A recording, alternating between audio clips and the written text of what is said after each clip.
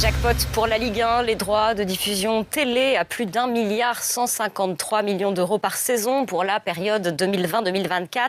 60% de plus qu'actuellement. Les enchères avaient lieu hier. Honneur au vainqueur Julien Coudreau. Le grand gagnant est un invité surprise, Mediapro.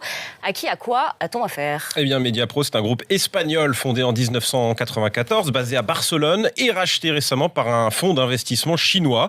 Il gère des activités dans le cinéma, la production et donc les droits télé, notamment ceux du football. Il possède par exemple les droits de la Liga, le championnat espagnol.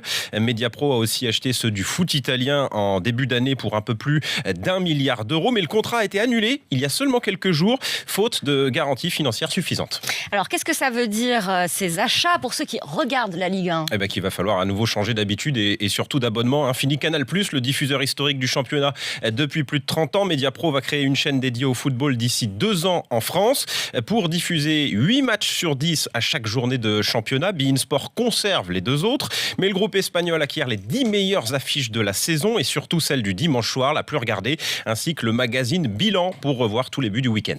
Et qu'est-ce que ça veut dire pour les clubs, Julien ? Eh bien, les présidents de clubs se frottent les mains. En Ligue 1, le championnat de France va bénéficier de revenus quasi équivalents à ceux de ses homologues allemands, italiens et espagnols, encore loin de ceux des Anglais. Concrètement, à partir de 2020, les clubs de Ligue 1 se partageront près de 450 millions d'euros supplémentaires chaque saison, de quoi permettre d'investir sur le marché des transferts notamment, mais aussi de conserver plus longtemps des joueurs qui étaient souvent recrutés à prix d'or par des clubs étrangers. Enfin, cela permettra peut-être de niveler le gouffre financier qui sépare des clubs comme Lyon ou Marseille du tout-puissant Paris Saint-Germain. Merci beaucoup, Julien Coudreau.